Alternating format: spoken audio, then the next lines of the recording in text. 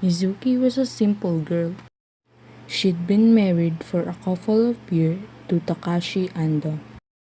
She worked at Honda dealership, answering phone, getting coffee for the customer, and others. But one day, she started to feel troubled. Little by little, she started forgetting her name.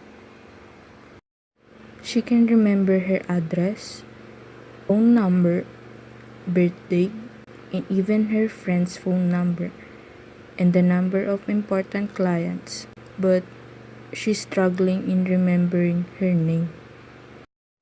Because of worrying on forgetting her name, she went to the counseling center, wherein she met Mrs. Titsuko Sakaki. She began to ask questions about her problem and explain what has been happening to her.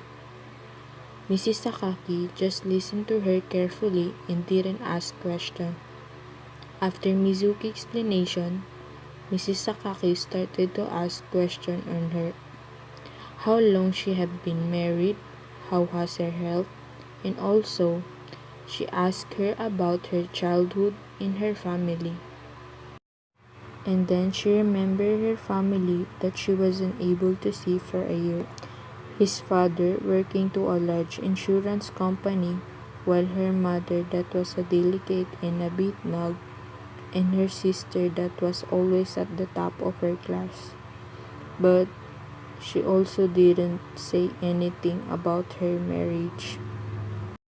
After Mizuki answered the question, Mrs. Sakaki asked her that if there's any event that she can recall that had to do with the names. And then Mizuki told her about the name tag that was owned by somebody else except on her name tag. Mrs. Sasaki told him to tell her the story, and then Mizuki started to tell the story. She said that it happened in October while she was doing her homework on her room. Someone knocked on her door that happened to be Yuko Matsunaka. Yuko asked her if it's okay to talk with her, then Mizuki said yes. Yuko asked Mizuki if she ever felt jealous. Mizuki was surprised by the questions, but she gave it some serious thought and told her that she never have been felt jealous, and the conversation went well. And when it's already time for Yuko to go home, he told her that one of her relatives died and he need to go to the funeral. He gave her name tag to Mizuki because there is something bothering her and he didn't want to keep it in her room because she's afraid there might be a monkey running with it. Days passed and Yuko didn't come back to the dorm. Mizuki and the teacher was being worried, and she heard that Yuko had slit her wrist on wood somewhere. That leaves Mrs. Sasaki and Mizuki a lot of questions. When Mizuki got home, she looked for the name tag that she had been keeping for, but she couldn't find it. Mizuki kept the lost name tag a secret. 2 months passed and that been their ninth session together, but there has been no progress. The following week, when Mizuki entered the counseling office, Mrs. Sasaki greeted her with a good news. They found already the solution in Mizuki's case. She discovered the reason why Mizuki have been forgetting her name.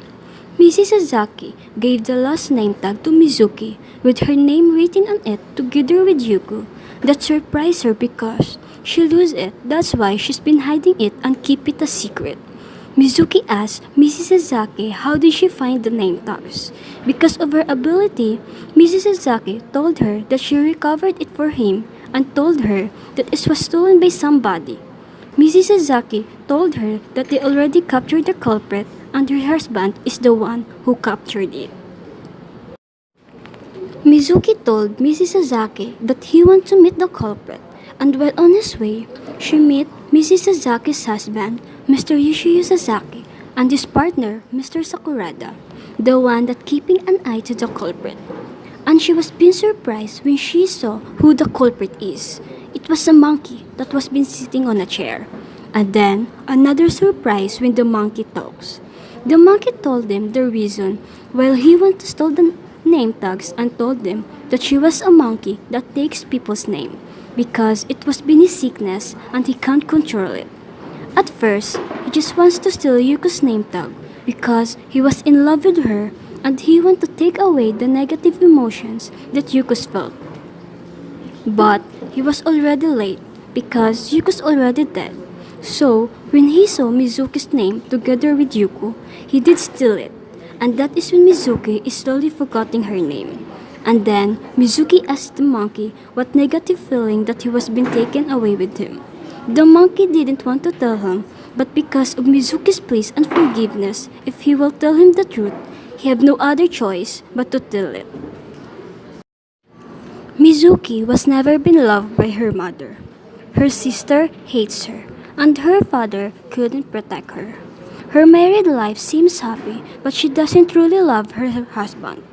After hearing it, she cried. At last, the emotion that she was never been felt has showed. The thing she was been hiding for a year now was being revealed.